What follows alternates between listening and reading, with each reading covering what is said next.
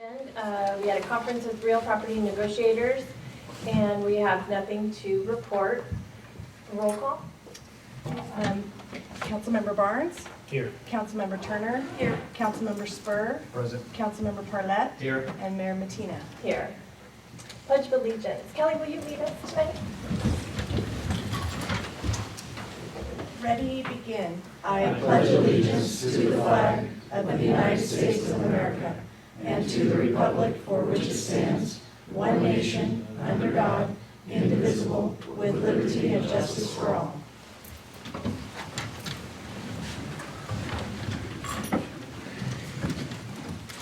Hey, welcome everyone. Thanks for joining us. If you are here for an item on the agenda, please wait for that item to speak.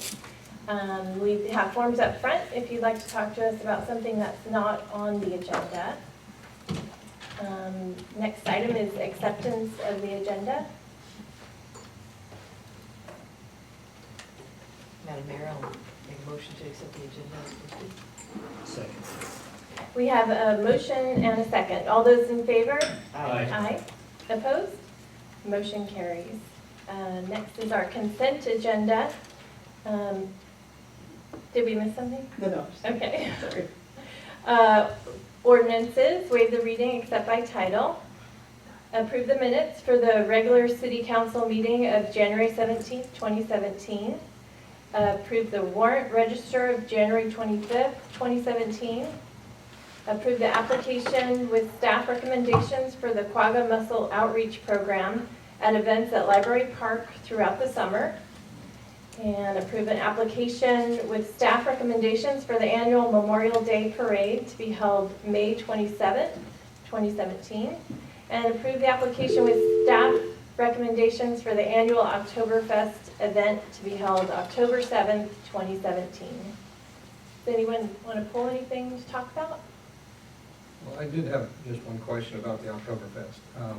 Do you want to, you'd have to pull it from the consent agenda if you want to discuss it. No? Anyone from the public? Okay. Do we have a motion to Madam Mayor, I'll approve? make a motion to approve the consent agenda. Second. Motion and a second. All those in favor? Aye. Aye. Opposed? Motion carries. Kelly, do we have any citizen input tonight? No, I didn't receive any. Any citizen input? Last chance? Somebody wants to call in. Yeah. We have to call in our. Oh, the finance. Okay, next is our council business. Finance director, our debt management policy. I was just going to mention that we have to get Sorry. our Council. bond Okay. counsel on the phone. He was trying to make it here today, and there was a mudslide on Highway 17, and so he was stranded. So we're calling in. Probably happy about that, actually. And our finance director's, oh, right there. It's like looking for you down there. Hi, Cameron. We have you on in the council meeting, so. Okay. Yes, hi. I'm so sorry. Can you call me on the direct line? Or is that going to be a Oh, yes. Okay, call you right back. Okay. Sorry, guys. We need some Well, do I- music while we, know. some hold music. Nice light jazz.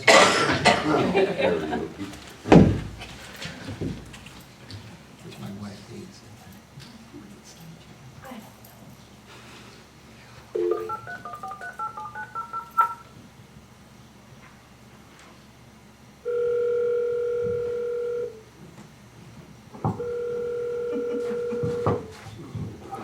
Nick, do you want to give us the staff report first? Hi, Cameron.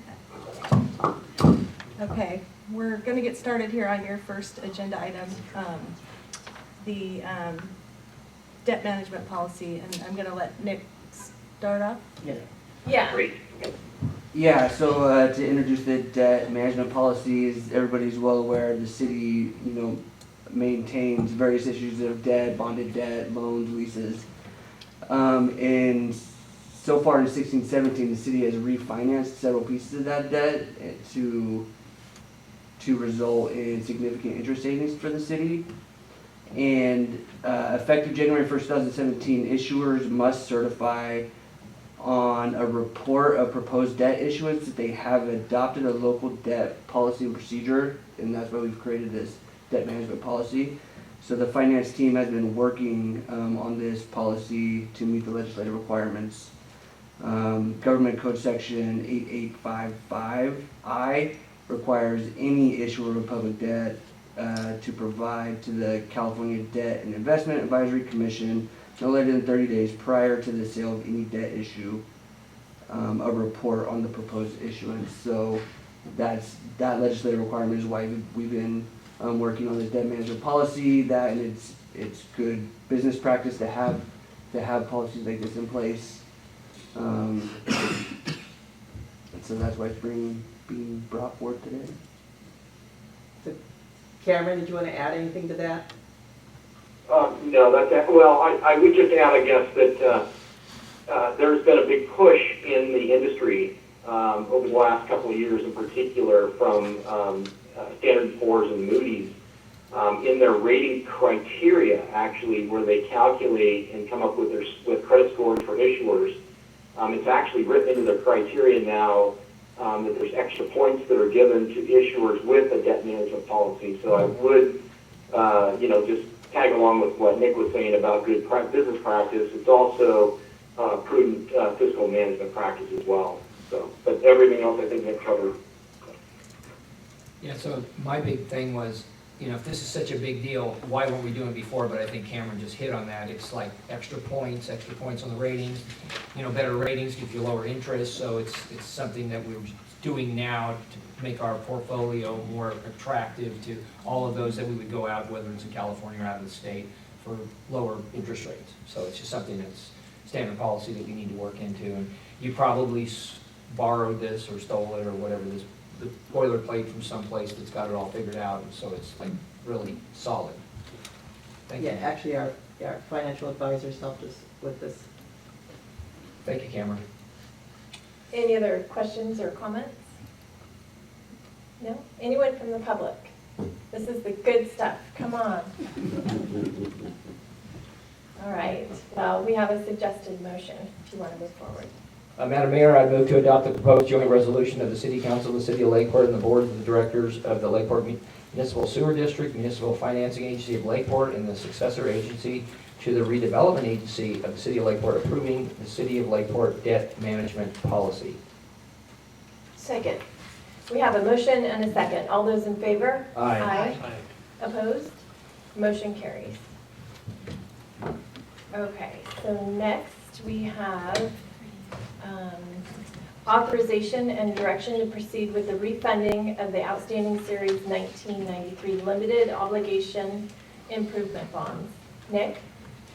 Yeah, so we're actually today we went out to bid with the banks in private placement to refinance these bonds, and we have there's very good bids. I think the rate was about 2.8%, which will create, I think, $500,000 worth of savings for the assessment payers over. It's actually almost 1.2 million savings over the next 15 years with this debt. And so we have Cameron on the line to go over that item as well. Yeah, okay, good. Yes, good evening. This is another positive piece of information that I think we can bring to you, and I'd like to step back just because there's going to be an adoption or a consideration of adoption of 3 resolutions this evening. So just to bring it back to where the council was last time we talked about this matter, and that is council decided to take action to adopt a resolution of preliminary intention to proceed and direct consultants and city staff to look into this matter and to do all things necessary, if feasible, in staff's opinion, to bring it back to the council for consideration. And so, what's transpired in the last couple months is just that.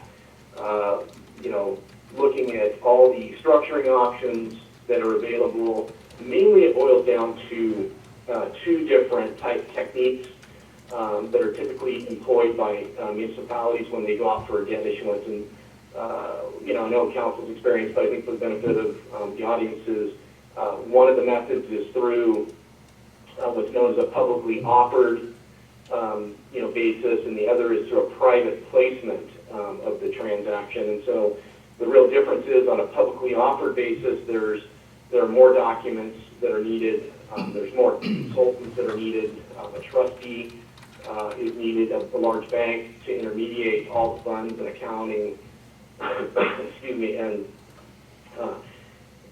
but at the same time, a publicly offered transaction can also serialize the scale, the interest rate scale. So instead of a fixed interest rate, sometimes you're able to take advantage of the yield curve on the lower, in the shorter term of the curve, and kind of serialize the scale out to maturity, and the overall blended rate can oftentimes beat the private placement rate, but you have to factor in all the cost differentials, so forth and so on. And so ultimately, your financing team along with staff went out, obtained rates, hypothetical spot rates in the market, both on a privately placed basis and a publicly offered basis, crunched the numbers and determined that at this point in time, things can always shift, but at this point in time, the private placement option was much better than the publicly offered basis. So with that, staff then directed financing team to go out and solicit bids for the private placement aspects, and that was done.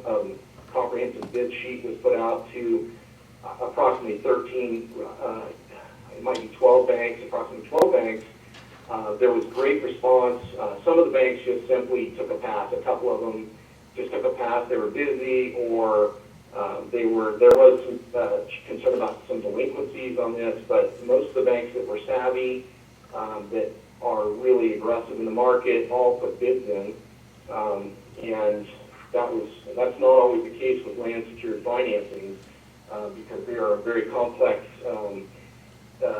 financial instrument to understand, because they are based on the security, based on the land values in your community, and as juxtaposed to the amount of lien that's on each parcel of land. So there's a lot of work that goes into that analysis, and ultimately, as I said, there was great response. The low end of the curve, the low bid was a 285. The high bid was a 4%. So there was a wide spectrum. The low bidder is a bank by the name of BB&T for short. It's Business Branch and Trust. They're out of North Carolina, but they're making a big push on the West Coast. I've worked with them personally on a couple of transactions, and they do good work. They're reputable. Didn't have any problems with them on the transactions I worked with in the past. So in any event, the second place bidder method was a 285. The second place bidder was a 311, which is a pretty good spread between the two. And staff has directed the team to basically keep the 311 on the hook in case something does happen with the 285 bid, but directed that we proceed with the 285 subject to council's actions this evening. So, but with the 285 bid, the numbers in your staff report have changed a little bit for the better. And I just wanted to kind of point out that, the numbers on the total savings are roughly now $1,193,000 on the total cash flow savings, and this equates to about $75,000 a year for the remaining 16 years to maturity. And on a present value basis, the time value of money, the number is about $400,000, which is a 13.6% when you compare it to the outstanding bonds that are refunding, and that is a very good percentage. GFOA recommends a 3% as a threshold to make it worthwhile for a council and a municipality to consider it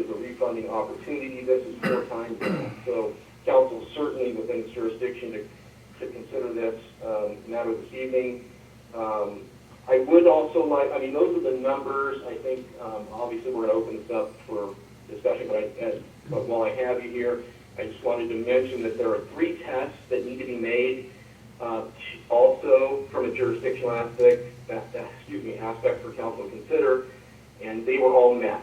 And that means that you don't have to go to a public hearing because these 3 tests were met, and that's set forth in your reassessment report that was done by Wildan. And really, the 3 tests are that there must be a savings in each year for each property owner, and the assessment lien on the property cannot exceed the existing lien, and the final maturity of the bonds cannot be extended. So with those 3 tests, obviously the legislature has found and determined that it benefits property owners and that there's no detriment. So council has full jurisdiction to consider the matter this evening without a vote, or without a protest hearing of the property owners. But that kind of lines out, I think, the presentation. The resolutions for consideration, there are 3 of them, and really in order, I think in your staff report is the proper order, and what it does is it just sets forth a lot of the code, the Streets and Highways Code, and also establishes a new reserve fund for these new bonds, also talks about remedies and covenants and conditions that would run between the city and this bank on a privately placed basis. But they're fairly typical. I think it's a better model than what you have now in your existing bonds by far, because some of the covenants in there has created a little concern for staff on the delinquency matters, and those are getting cleaned up. If you decide to move forward, those matters are going to be cleaned up. There's a little bit of ongoing work with the Big Valley parcels that needs to be done, but the rest of them have all been cleaned up, and what's left to do in the next couple of weeks before this closed, if council adopts everything, we think that we'll be in a position to clean everything up except for possibly the Big Valley parcels. But that concludes my report, and happy to answer any questions you might have. Thanks, Cameron. Any questions from council? Cameron, is there anything in these that is out of the ordinary that you don't really like? No, absolutely. Every single land secured bond issue like this is going to have a lot of complexities. It's just the nature of it because you have so many parcel owners, and I see everything from very what we call skinny value to lien ratios, in new development transactions where you have, like, let's say, a city that is just, approved a new subdivision and there's no homes on the lots, and so it's raw land and it's speculative, and you have to have appraisals, and if you're relying on an appraiser to give you land values. In this case, you have a seasoned district here. The land values are all very well documented. The only, if it were to give me a pause for concern, is just what you have already, which is the fact that you have delinquencies. There has been a history of delinquencies here, and it was inherited by your existing staff and by predecessor councils that were unaware. You had a consultant on this that was supposed to be keeping staff apprised and moving to pursue collection efforts more aggressively so that the delinquencies wouldn't get out of control or, start to ramp up where there's an issue. But that's if there were a problem, that's the problem that you have now. And the refunding actually substantially helps that problem by bringing everything current and getting a fresh start and putting in kind of the bells and whistles and the checks and balances for the future, so that staff can have a tickler file and a better system and process to be able to be more aggressive and responsive with the future payments on these bonds, which come from property owners. So everything needs to be watched very carefully. But you're still going to have a good reserve fund moving forward, and that's to protect the city in case there are delinquencies. That reserve fund stands as a buffer. The city is not obligated on these bonds whatsoever. These are not general obligation bonds in any regard, in any sense of regard.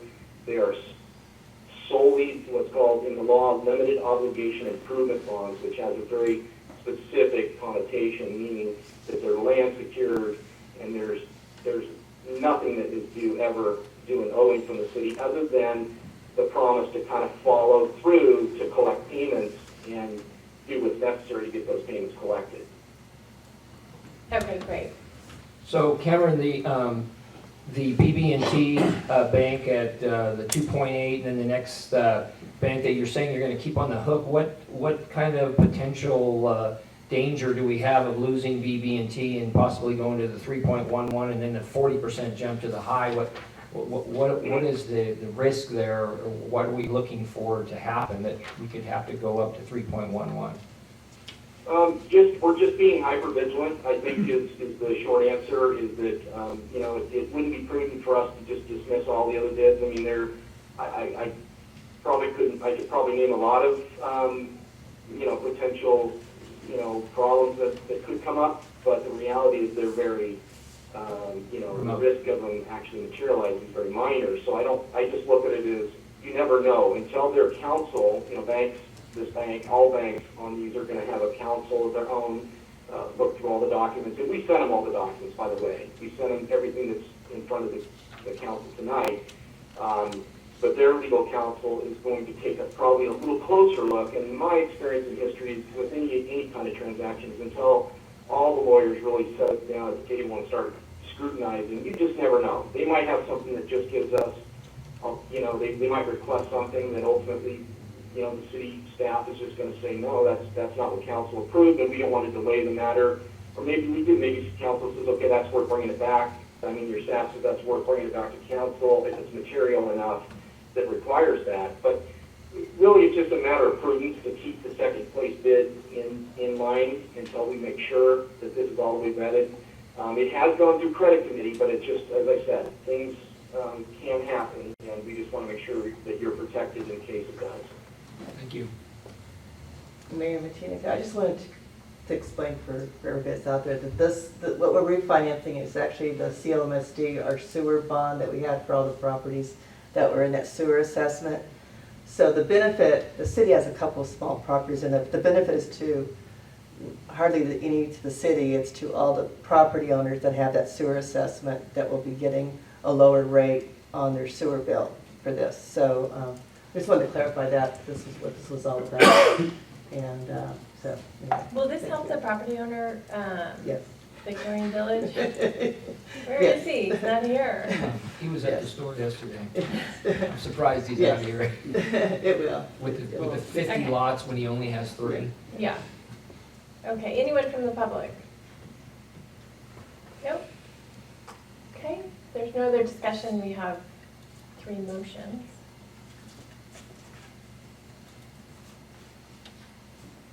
That one of you should make. Let's see if I can do this right. Madam Mayor, I'd like to declare intention to levy reassessments and to issue refunding bonds for reassessment district number 2017-1 and providing for other matters properly related thereto. Is it all one motion, or do we have to do You it can in do it 3? either way. I think you left out the first sentence. Oh, well, heck. Okay. I said if I could do it right. All right, Madam Mayor, I would like to move to authorize and direct the issuance of the 2017 bonds and the corresponding refunding the prior bonds and adopt the following associated proposed resolutions. 1. Declaring intention to levy reassessments and to issue refunding bonds for reassessment district 2007-1 and providing for other matters properly related thereto. Should we stop there? Do you want I would just do it to all. do it all together? Okay. Proceed. All right. 2, approving the reassessment report confirming and ordering reassessments for the reassessment district number 2017-1 and authorizing and directing related actions. 3, authorizing the issuance, sale, and delivery of limited obligation refunding bonds for reassessment district number 2017-1 approving the forms and authorizing and directing execution and delivery of fiscal agent agreement and irrevocable refunding instructions, all pertaining to said refunding bonds, and providing for other matters properly related thereto. Well done. Somebody better say Second. it. We have a motion and a second. Do you want a roll call vote or not? Do you need a roll call, Cameron? I'm thinking, I don't think so. Either way, Margaret. Okay, all those in favor? Aye. Opposed? Motion carries. Thank you, Cameron. Oh, it's a pleasure. Good evening now. All Bye-bye. right, thank you. Okay, next item is to authorize signatories on city banking accounts. Nick? Yeah, so the spirit of this staff report and proposed motion is basically to eliminate the need to bring a motion to council every year when council changes, and to allow, I think last year, the resolution was set forth to include staff titles instead of names, so that we didn't have to do a resolution every time a staff person changed. So this would allow the mayor to, through a letter, appoint 2 council members as signatories on the bank account. Very nice. Questions? Anyone from the public? Okay, bring it back to council. Madam Mayor, I'd like to have a motion about adopt the process of resolution authorizing signatures to the city's checking, payroll, and investment funds accounts. Second. We have a motion and a second. All those in favor? Aye. Opposed? Motion carries. That'll make that a little smoother.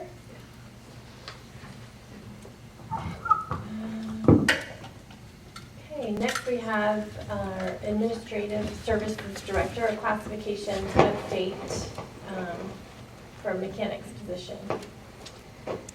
Is that your Yes. microphone? I think it's Margaret's. I always blame She Margaret. kicked it when she left. I don't think so, but we'll see what happens here. So, good evening, Mayor and members of the council. This evening, we are asking for 2 things. One, to update the mechanic 1-2 classification, and there were some minor changes to the job description, but there was never an assigned classification number with the salary range. So we're asking you to approve that change. And then the second part is to authorize staff to fill our vacant EMC supervisor position with a full-time mechanic. So about a year ago, in anticipation of the retirement of our EMC supervisor, Bill Gradick, we brought on a mechanic to handle those portions of Bill's job that dealt with the mechanic, the maintenance of the pool, the equipment pool and whatnot. And those specific duties are outlined in the job description. Mr. Gradick was an extremely gifted man. Yeah. So he had a lot of ability. So not only did he do the mechanical work and the maintenance on mechanical equipment, but he also did electrical type of work and maintenance. And it's a tough find to find both of that. So what staff is suggesting is bringing on a full-time mechanic, which there's plenty of work for a full-time mechanic, and outsourcing for a while at least the electrical component of the job, the troubleshooting and repair. We've currently hired a contractor that can come in on an emergency basis, or as needed, a consultant, and at this time kind of want to monitor the workflow and monitor the need. And at some point, we may need to come back and ask the council to approve an additional position, or it may work out very well with a contractor filling in those pieces. It's just kind of an unknown right now.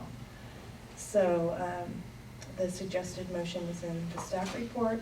At this time, there's not a fiscal impact on the current year budget because the mechanic position that we're filling in with is a much lower paid, or it's not much lower, it's lower paid than the EMC. And I think the current use of the contractor is really low.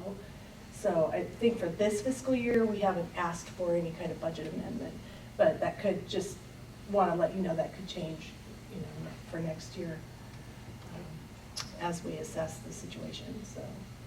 So Bill's had threatened to retire for like 6+ threatening. years. Ever since I met him, he's the kind of guy who could hire 5 guys and still not replace him. If he could, he would take things home with him, fix them at home, bring them back. But no one could figure out what he did or how he did it. So, any questions? So Kelly, basically what you're saying is that we're gonna take this position and move a full-time mechanic in there. We're gonna outsource all the electrical mechanical stuff and see how it goes for this year, and then if everything goes well, we'll be fine with the subcontracting, and if it doesn't, then we can always pursue an EMC executive later on. Yes, that's correct. Because we really don't know what the guys don't know right now about what they have to do. And with all the new updates that we've done, with all the new SCADA system that's been installed and the reworking of all our pump stations, the stuff that was constantly breaking has all been replaced now. So we're running on a really new, updated, modern system. And so far, we haven't had to call the electrician out once yet. And that's been in a 3-month period. So, for a while at least, that should continue that way. So it's gonna be much more economical to just call, out the contractor for an hour or two every month or so if necessary than to hire a full-time person and then worry about trying to come up with a workload to justify their wages and the cost of the city. So it sounds really prudent, actually. We think it's the best way to go at this point in Timing's time. working well, yeah. Yeah. Any other questions? Anyone from the public? Okay, bring back to council. Madam Mayor, I move to update the mechanic 1/2 classification, authorize staff to fill the vacant electrical mechanical controls EMC supervisor position with a full-time mechanic. Second. We have a motion and a second. All those in favor? Aye. Opposed? Motion carries. Next, we have LT, authorizing the Lakeport Sprint Boat Grand Prix event with staff recommendations. Mayor, I'm actually going to start that item out, but Okay. to let you know, as council's aware, some months ago, Can you put the mics in front of you guys, please? as council's aware, some months ago, Mr. Long, the promoter, was before you to give you a proposed concept of what he was asking for with the sprint boat race. Council directed staff to move forward and meet with him to see if this could be worked out. We have had several meetings with the promoter that included Mr. Greider and Lieutenant Ferguson and myself. We're in full support of having this event move forward in the city. However, it's a new event, it's a large event, it's got some complexities, so we do have some concerns, particularly the cost that our departments may face that aren't currently budgeted to properly staff this event. So what I essentially, just to kind of summarize what's going on, is what they're asking for is for basically a 2-day event that's going to require a 3-day closure because they have to set up, and then on the first day they're going to have a half a day where the public would be allowed to walk through and look at some of their boat pit areas, some of their boats and whatnot. And then the next 2 days, it would be a ticketed event where persons are paying to get into, to be in the inside area where they can watch the race and also be viewing the boat pits and all that kind of stuff. So what this is going to require is basically fencing off from just north of the gazebo through the north side of the park, through the majority of the parking lots going north all the way to the edge of the Fifth Street parking lot, which would include 3-day closures of the Third and Fifth Street boat ramps. So there'd be no public access basically for 3 days, because to set up this infrastructure, they're gonna need to come in just after midnight on Friday the 3rd and start fencing it off and start getting their equipment in place. So, as the staff report points out, there's several requirements in there that we've asked it to be placed on the event promoters, as well as the insurance requirement. The only thing that I'm not sure that made it into the staff report, but I want to make sure it gets into the requirements, would be that the promoter is going to need to have an actual contract with the city. It's in here. Is it? It Okay. asks for an agreement Okay. in here. So an agreement, basically an agreement on what the city's gonna do, what they're gonna do, and any financial charges that the council decides they may wish to ask the promoter to pay. What we have laid out in this staff report right now is an estimate on what it may cost under, regular salary rates and then overtime rates for both police and public works. I don't know at this point that it's actually gonna require 6 police officers. I placed that number on there with the assumption that the promoter is not going to contract with a licensed bonded security company. If he were to choose to do that, that would potentially bring down the numbers of police officers that I would ask to be there for the safety of the event. But we can have the promoter address this, but I believe his idea was if he had to pay for policing, he would rather put some money into the city rather than bringing in a contractor from outside the county to provide that licensed bonded uniform service. And we will have more meetings if this is approved with Mr. Long to come down with the exact policing requirements. I just can't give you that exact number right now. Right now, we're working on estimates, and because the estimate of having up to 2,500 people in there per day with more than one alcohol vendor, I believe we need sufficient law enforcement in there. If I cannot staff it with my own police officers, I would have to then go to other county law enforcement agencies and contract with them to backfill positions, because this is not a nonprofit event, this is a profit event. Even though it's going to generate money for the city, that's, the economic development portion of it, that it will generate money. But if I have to hire outside agencies, that could cost up to $100 an hour per officer for the event. So we're going to try to staff it with our own staff first before we go to that route. And then it's similar with Public Works, because of the amount of people in there, we are going to have staff in there to keep the bathrooms open, to keep the area clean, and I'll make sure that our property is protected. So that's basically kind of a summary of it. I know it's it's a lengthy staff report, but at this point, I think I would, open it up to council for questions if they want to ask additional questions of the Public Works Director, the Lieutenant, or the promoter, Mr. Long. He is here and available. Madam Mayor, can I make a comment on the economic development side of Of course. the hat that I wear?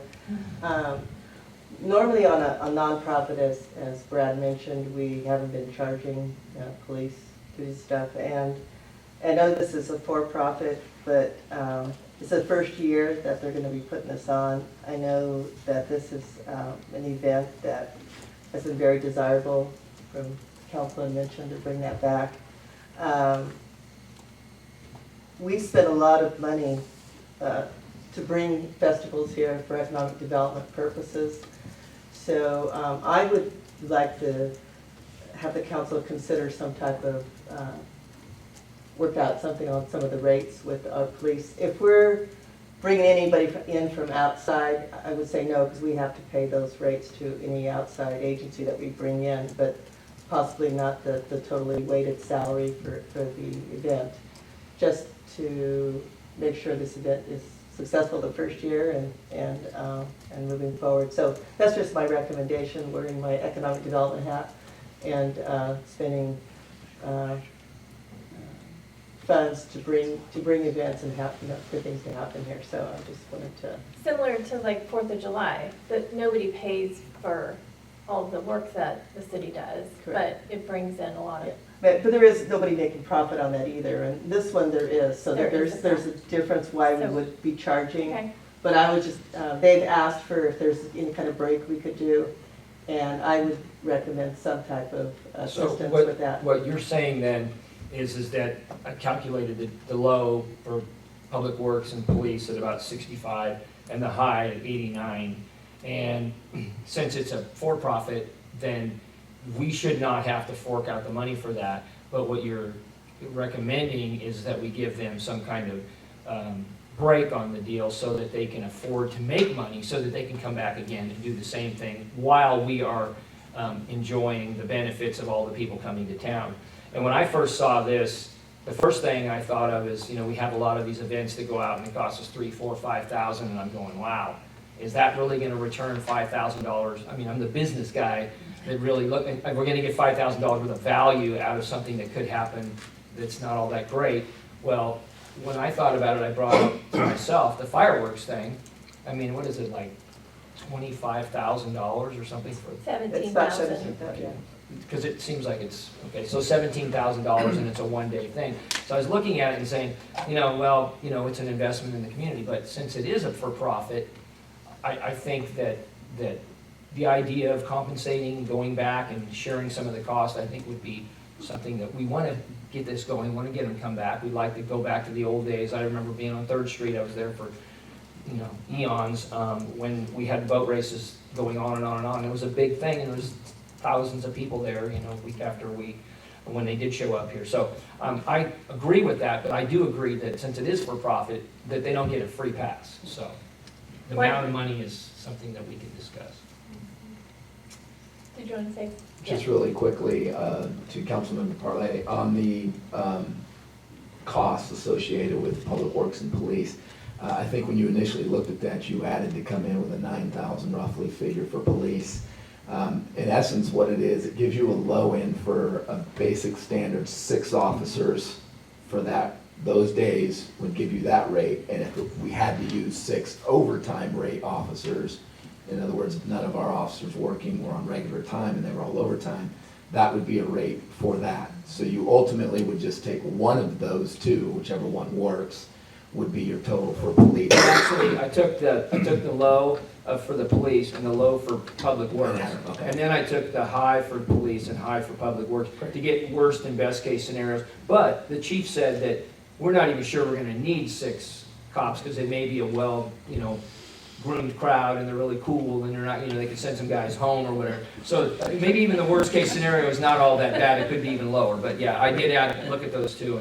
But I think that this is something we really would like to see happen. But we do need to realize that we have costs and we need to be good fiduciaries for the city and for our citizens. So. And if I'm not mistaken, Lieutenant, the numbers you figured out were for the amount of officers for the entire day, both days. Correct. So it could be that I come in after further meetings with Mr. Long and we determine that, the first part of the day may not require as many officers. So just want to point that out, that these are the estimates based on a full day if it were to come to that. So the actual cost could be, significantly lower than what Right. this is. Why don't we have Mr. Long come up and tell us how it's going and what he has in mind? I think this is getting bigger and bigger every day. It's gonna I'm be sorry? huge. I'm sorry. The event's getting bigger and bigger. Well, that's the best news I can share with you. I would have to say that from the beginning, it was a for-profit operation. I think it has to be that way, otherwise you have a lot of events that come and go after 1 year. And I'm not figuring on even getting a new car out of this, but I'm hoping that we have enough money to keep this thing. In my previous work here, I felt that not having a race on the lake was a huge mistake, and that that it needed to be put together, and then I figured out maybe I was the best person to do that. So it's going very well. My sponsorship sales are a little ahead of what I thought they'd be. I really need to get through this meeting, and then I brought a copy of the agreement with the sanction body that's fully executed, so we're ready to go with that. Really, this meeting is a thing that lets us turn everything on, and that means on Friday our website will be up. That means on Friday we'll be in Facebook and Twitter and Instagram, and we'll have a ticket sales package that can be tied to rooms. We've met with all the hotels up and down Main Street, and they're very excited about it. Obviously, for the first time, we're going to try to put tickets to the event with the hotel room, which really aids you in bringing people in from out of county, because if they come up and they go to the race for 2 days and there's no place to stay, it's a problem. So we're taking a pretty aggressive and an approach that has worked with me in other areas, and I'm very happy where it is. I just would point out that there's a lot of talk about profits, but what I'm really here doing is taking a chance of making a profit. And so anything that can help me reduce those costs that's reasonable. In my discussions with Brad, I said that I would rather have a uniformed Lakeport officer in that crowd and doing the job, because that will be the most effective for him. If the costs get more than I can make sense, I just can't blow the budget up for security. But I prefer the money stay here, and I prefer that the police department here gets the money. If you have to bring in outside agencies, maybe at that point I would look to see what we need to do with bonded and licensed security people. But where we stand right now, I'm happy with the plan. I am requesting, and Margaret, I appreciate you for putting that so well. We really haven't asked for any grants. We haven't asked for anything other than the good support that we've got. So if you can find a way to reduce those costs, it's probably the best thing you can do to move us towards coming back. Because my contract with the promoter is for this year and 3 one-year options. So I want to use them all up if we can. Questions for Mr. Long? I do have a question for Mr. Long. Jack, did you get a chance to read our staff report? Mm-hmm. Okay, I just wanted to make sure you had. Yeah, I did. I read the whole thing, and some of the costs I've encountered them with bigger cities, and these in some ways are lower because we're in a lower cost area. But we also, I would share with you that when I priced, we call it scaling the house, I tried to make a ticket price that would work here. I'm now between $10 or $12 for a general admission ticket for both days total. So, and there's a little more discount if you buy in advance. So I've got a revenue stream that is based on the people who live here and what I can expect them to spend. So I just believe it's going well, and I think that we've taken a solid approach.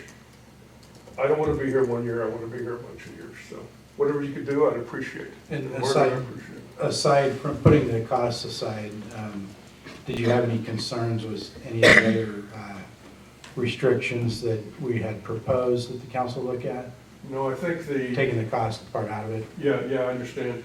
The issue of making sure we could have full access for the businesses up between 3rd and 4th Street, and by going to one-way traffic, and we've set aside a lane that we walked today and looked at. It meets all the requirements that are necessary. So I think it's going to be pretty solid. I really like it. We have a good plan now for the general admission main entrance, which is going to come down near Carnegie Library. So there's a big wide sidewalk with areas for ticket sales and credentials and everything. So. Is there some kind of number that you feel comfortable with for, with the city, public works and police, that you feel that if we exceeded it would make it too onerous or difficult? Well, Looking at the staff report. You'd like to get it for free, I know. Yes, that's a real opening there. But I would just say be reasonable. I understand the economic environment that the government agencies work in here, but I think I haven't dwelt a lot on the economic impact, which Margaret has thought about a lot, and she and I have had some discussion on it. I think this is a kind of an audience that they spend money to get here. They're gonna be staying in hotels. We're gonna have a large out-of-county activity. That's what I'm projecting and feel like. And yet it's priced in a way that works here too. So just any reasonable number that you guys can come up with. Police for free would be just fine with me. Just share that with you. I don't know. Sorry, Brian. But that doesn't look like anything we have to do today. These are things that we need to, or is there something in the contract that we haven't seen? Do you need a number today, or? Well, can we, as we vet the contract and we cover those issues, if there's the indication you are willing to work with us, then we can, as we go down through the line items in the contract, we can see what could be reasonable. And I think Margaret's always represented you well, and I think we can reach a good conclusion that's helpful to both of us. I appreciate your attitude very much. Thank you. Yeah, I know, there's 2 hotels that sent me emails.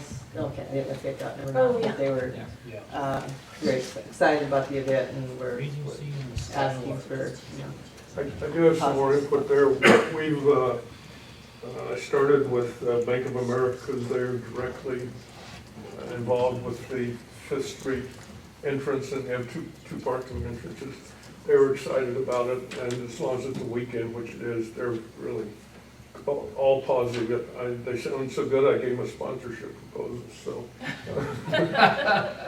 We'll see how it goes, but between myself and my staff, we've hit every hotel, motel, and then the English Inn that's on Main Street.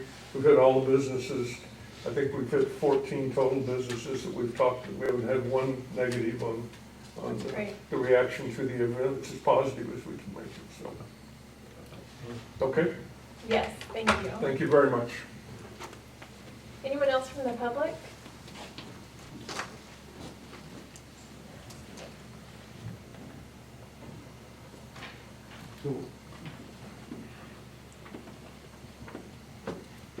Hi, Nancy. Hi, Nancy Rosika.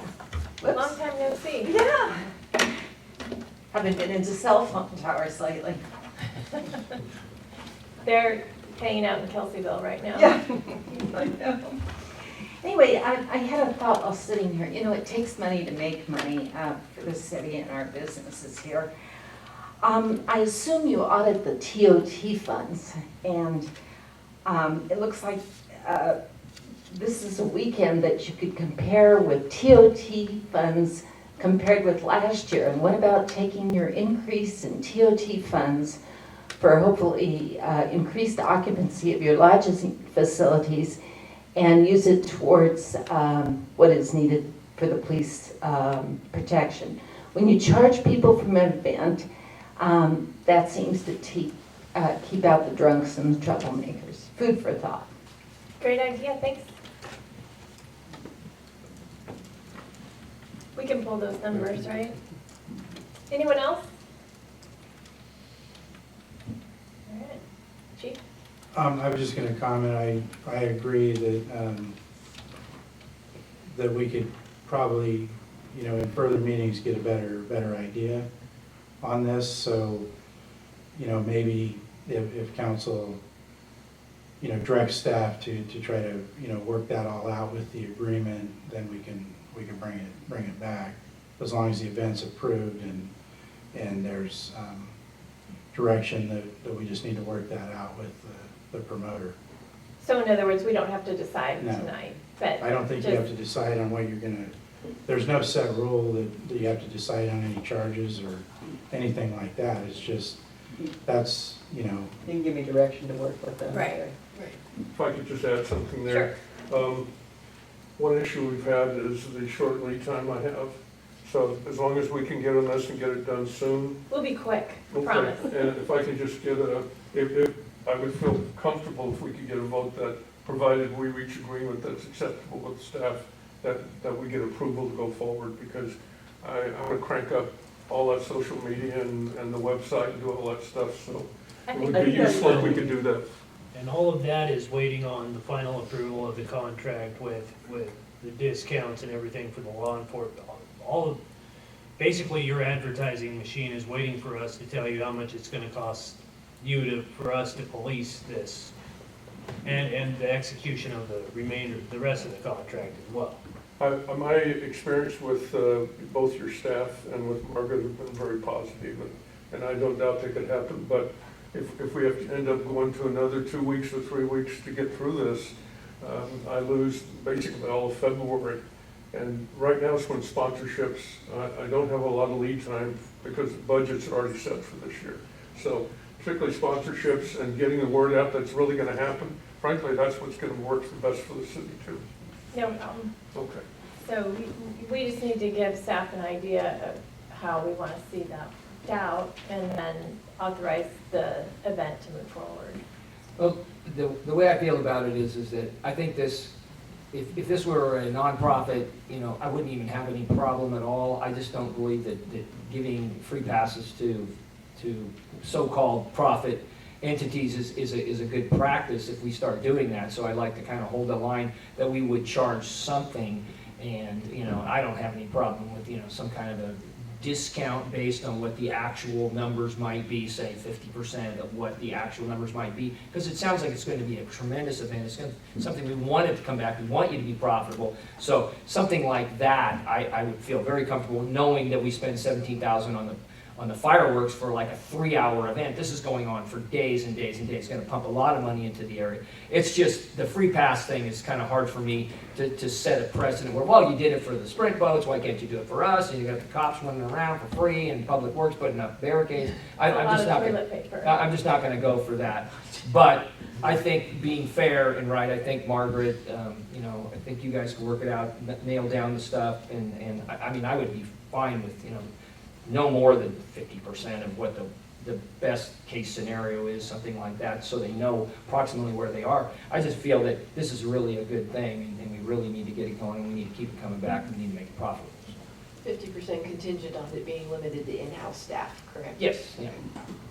I mean, that's just kind of, I mean, I'm just throwing that out there. I just feel that that would be something that, you know, and these numbers could be potentially too high, because maybe you don't need all that, who knows? I don't know, I just feel that, and maybe we could. Well, these numbers may be too high, and honestly, I may not know exactly until we run it, you know, the exact amount, until we know, and that, you know, that may take longer than the, you know.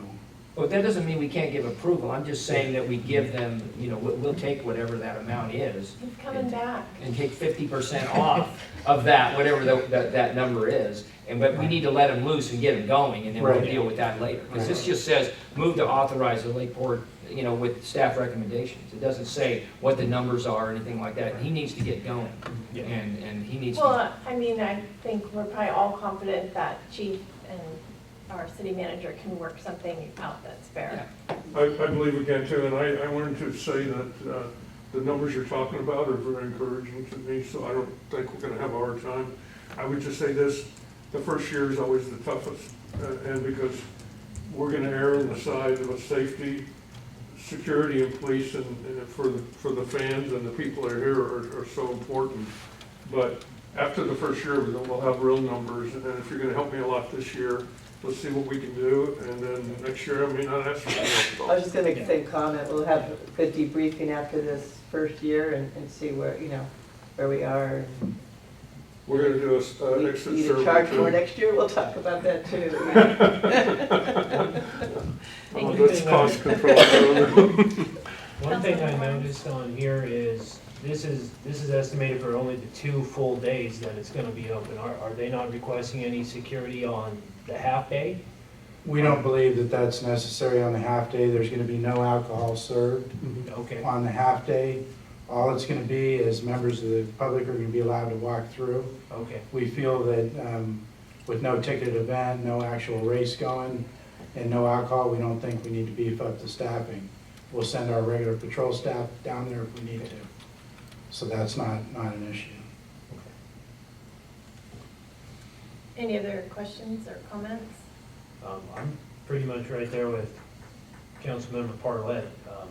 first year out 50%, because it could be a giant event for us Oh, yeah. coming in the future. I mean, absolutely. And who knows what it may bring, like Jack said. Margaret, what were you thinking? Were you thinking 50%, or did you have a percentage in mind? I did or- not have a number in mind. so. Yeah, okay. 10% of the gate. I don't see the actual cost being more than $9,000. I think that's high. I just don't want to use a lower number right now because I don't know. But I can't imagine it being any more than that. That would be So- at the high end. Okay. We have a suggested motion, but would we want to add to the end of that with possible cost reimbursements? Or is it fine just saying with staff recommendations? I feel like you've given me good direction on where to go with this, so I think So that that's would be enough. fine, yeah. Okay. Ultimately, is that agreeable to you? Yes. Okay, if there's no other discussion, we have a suggested motion. Madam Mayor, I'll move to authorize the Lakeport Sprint Boat Grand Prix event with staff recommendations. Second. We have a motion and a second. All those in favor? Aye. Opposed? Motion carries. Congratulations. Thank you. Next, we have our Public Works Director for an emergency pump replacement. Doug? Mayor, council members, for you is a staff report requesting authorization for our utilities department, the sewer department, to purchase a replacement pump for the one that failed at the Lakeport pump station. And, we're bringing this to council because this was not an anticipated replacement. So the actual, we have the money, but it was not budgeted for this item. So that's why we brought this before council. And we're just asking authorization to shift some money around to cover the cost of this pump. How old was that pump? I couldn't give you the actual date, but I would say that it's been in there a very long time. I had a feeling. Yeah, these pumps are, one reason that we switched over to the flight pump system is they are rebuildable. And I know for a fact that this pump, according to Mr. Grady, has been rebuilt 3 times already. And there comes a point when, because of the corrosive atmosphere that these pumps sit in, that the actual housings that hold all the stuff inside basically just disintegrates. And so we sent the pump off, had the pump evaluated, and it came back that it was not rebuildable anymore. Because normally we don't purchase new pumps. We'll have a failure, we have standby pumps, we replace that pump, we'll send the failed pump off and have it rebuilt for about a quarter of the cost of replacing it. And then we'll bring back the reconditioned pump. It goes in our standby locker for the next failure, so that we have to have the pump here. If we can't pump the sewer on a plant, that creates problems. And so we have a system set up so that we always have replacement pumps. If a pump goes down, we immediately go out and replace it. And this one just has ran its course and needs to be retired and replaced with a new one. Question? I have to say that in my term here, over the last 4 years, and the tour that Mark gave me around, and to see some of the retired equipment, and you guys just do an incredible job doing the most you can do with the least amount of money to keep, and the fact that you even send it off to have it checked out, just, gives me hope that we know that this next one will probably last another 50 years by the time you replace it 3 or 4 times and rebuild it and so forth.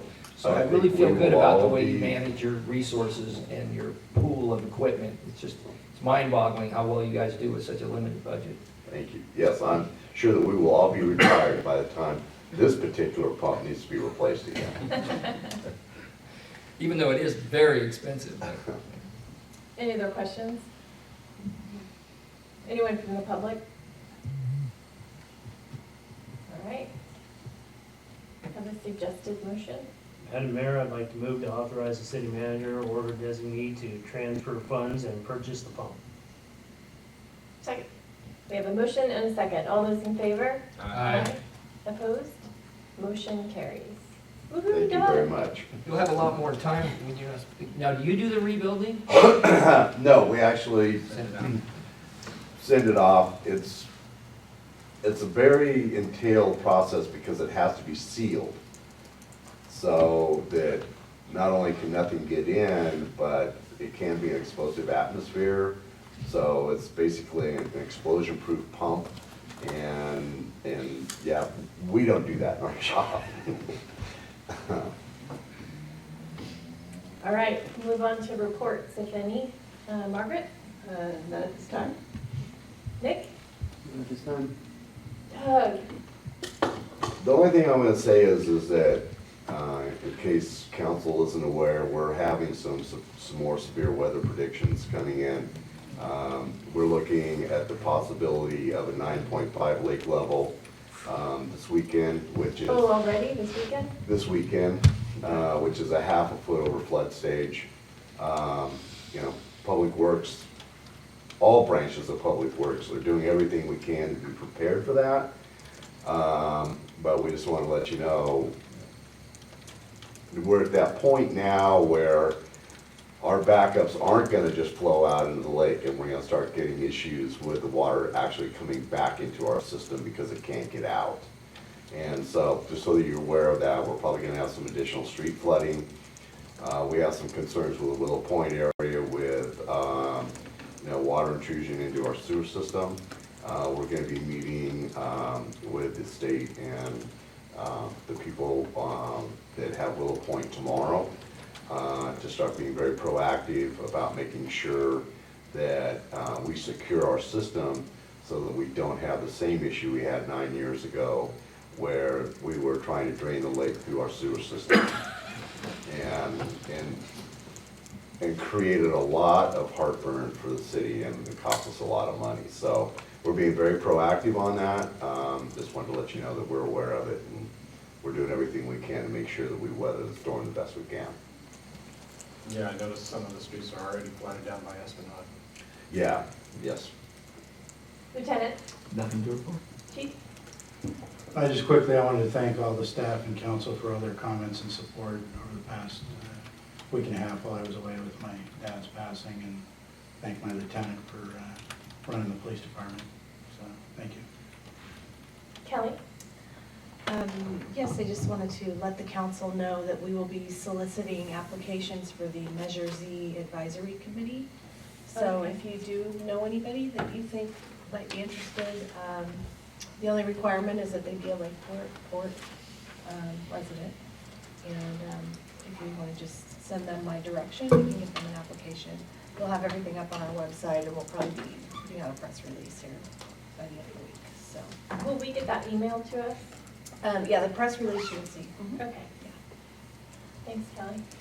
Councilmember Spur? Met with the solid waste for the county, and they're telling us our landfill is going to be full in 8 to 15 years, and we need to do something about that. So they're going to have another meeting here on Thursday, and we're going to discuss it in greater detail. So we're running out of landfill. That's it. Anything else? Councilmember Corlett? In the continuing saga, the Abandoned Vehicle Abatement Committee, we finally managed to meet here. And the good thing about it was, we were surprised to see there was, I think, 9 members from the Citizens Caring for Clear Lake, and it was wonderful to see that they had Citizens Caring for Clear Lake at all, and that they came in and they were anxious to get busy and to go out there, and we actually got the wheels turning, and we're moving forward in a positive direction to make this thing happen. And it seems that, and Jeff Smith still hasn't been there, and while in his absence, he was voted the chairman, which will teach him not to be there when there's a That's meeting. his move, Yeah. so don't appreciate So anyway, that. and I think that you and I have APC and LTA tomorrow. Tomorrow here, 9 o'clock. And you probably might want to mention that we had some discussion about the South Lakeport with the county finally. That was good news. So, other than that, it's the typical wrestling and all this other good stuff, Lakeview. So, Okay. Councilmember Turner? Nothing to report. Councilmember Barnes? Nothing to report.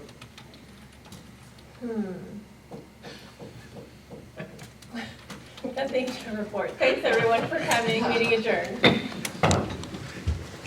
can take off. My ride's here.